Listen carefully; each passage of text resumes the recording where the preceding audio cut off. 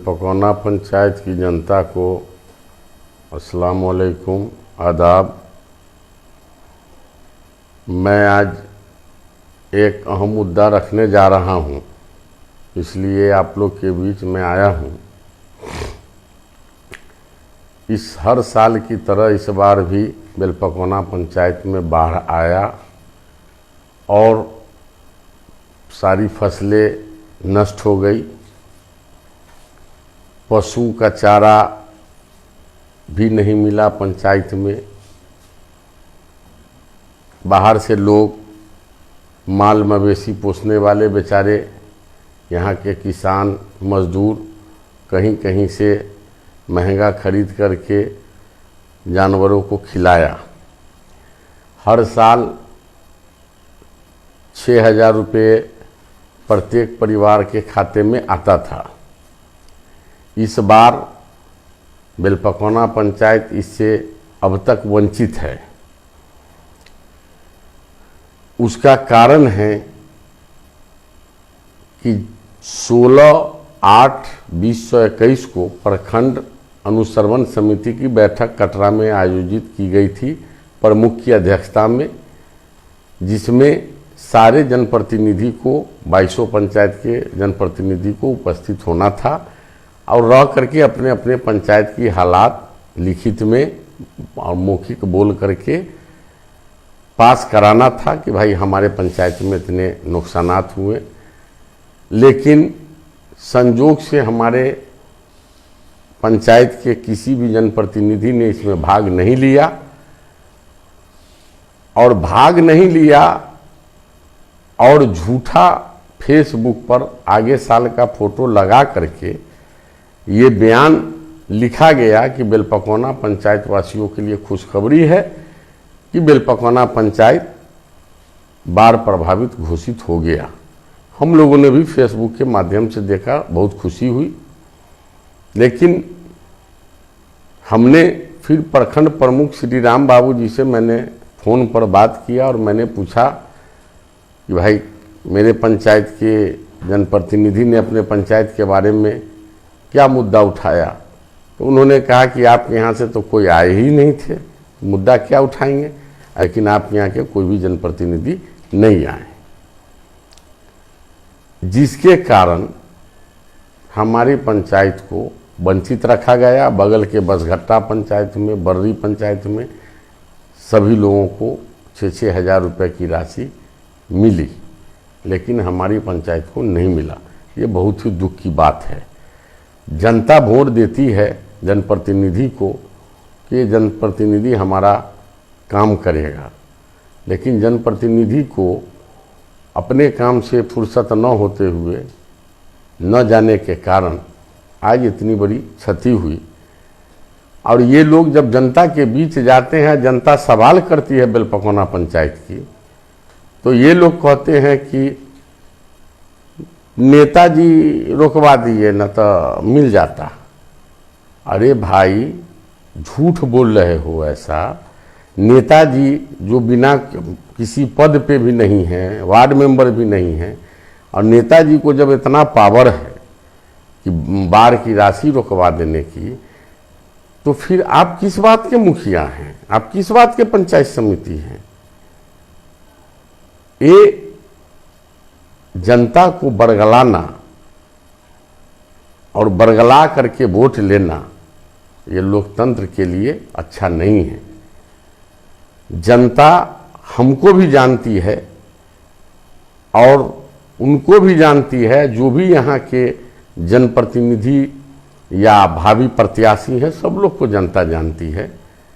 और जनता के हर एक मुद्दे को लेकर जो पावर में है अभी, उनको चाहिए कि 6,000 रुपये हर परिवार के खाते में आवे।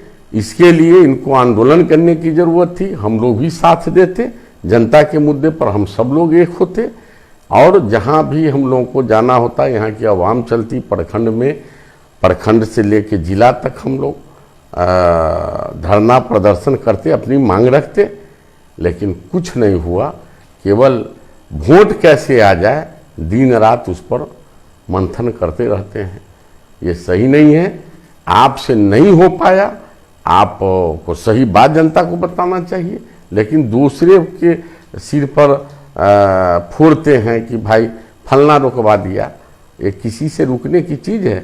सब लोग जानते हैं कि रिलीफ कोड का जो रिलीफ का कोड है वो सब जानता है कि पंचायत का रिलीफ कोड का अध्यक्ष मुखिया होते हैं और प्रखंड में प्रमुख होते हैं, और बिना मुखिया के पंचायत में सिग्नेचर किए हुआ अनुचरमन समिति की का सिग्नेचर होता है, तब जा कर के मिलता है रिलीफ। लेकिन उसको न हम रोका सकते हैं न नीतीश कुमार रोकवा सकते हैं, किसी के दिन नहीं। ये मुखिया का काम है, पंचायत में ब्लॉक में प्रमुख का काम होता है। तो काम नहीं हो पाया आपसे, आप सक्षम नहीं है, तो जनता को सच्चाई बतानी चाहिए कि मेरे बस की चीज़ नहीं है। आज बगल के पंचायत खौड़ा है, 1000 तिरपाल सीट जो कहते हैं वो मिला, आपके पंचायत को 100 मिला। आप क्या कर रहे थे? आपने क्यों नहीं आंदोलन किया कि हमको देना है तो कम से कम 500 दो, नहीं तो नहीं हम लेंगे। तो आपको जहाँ बोलना चाहिए वहाँ नहीं बोलिएगा। थोड़े से पानी में जा करके और मांग कर रहे हैं, तो केहुनिया नदी से मांग करने से तो नहीं होगा। मांग करना होगा जिला में, मांग करना होगा प्रखंड में। और जब नहीं देता है तो आपको आवाम को बताना चाहिए कि चलिए हमारे साथ मिलकर के आंदोलन करिए। जनता साथ देती, लेकिन आप अपना काम नहीं करते हैं, दूसरे पर दोषारोपण करते रहते हैं। फलना ये कर दिया, फलना ये कर दिया। अरे भाई, आपको जनता ने 10 साल से आप पर विश्वास जताया। अगर आप अच्छा काम किए होइएगा तो जनता फिर से आपको चुन लेगी। अगर आप अच्छा नहीं किए होइएगा जनता आपको नहीं चुनेगी। आज फेक आईडी बना करके हम पर 100 आरोप लगाया गया। चोर है, बेईमान है, डाकू है, क्रिमिनल है, फलना है, चिन्ना है। जितनी गाली होती है पर्सनल गाली भी दिया गया। मैं चुपचाप देख रहा हूँ कि इसका जवाब हम नहीं देंगे। इसका जवाब 12 दिसंबर को बेलपकौना पंचायत की जनता देगी।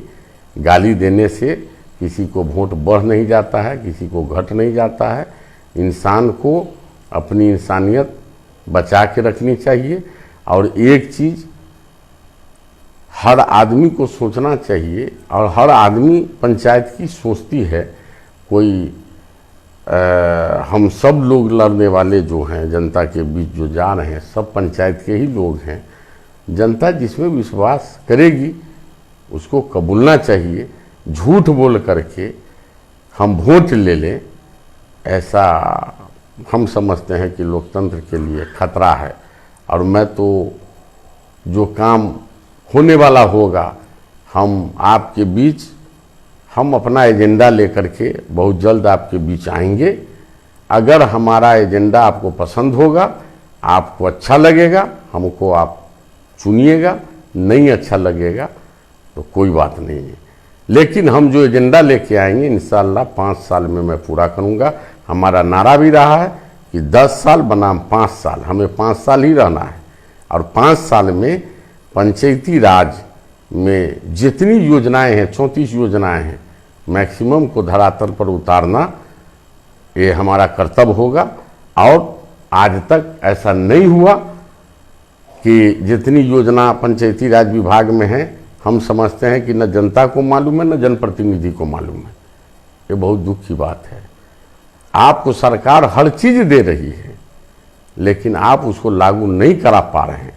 आज जनता को खुद मालूम नहीं है, न जनप्रतिनिधि को मालूम है कि कौन स्कीम कहाँ से आवेगी, किस स्कीम को कहाँ कैसे लाना है, फंड कैसे लाना है, गरीब गुरबा की मदद कैसे हो, कैसे हमारा पंचायत छोटा पंचायत। तो अब तक 20 साल हो गए, 10 साल इधर 10 साल उधर।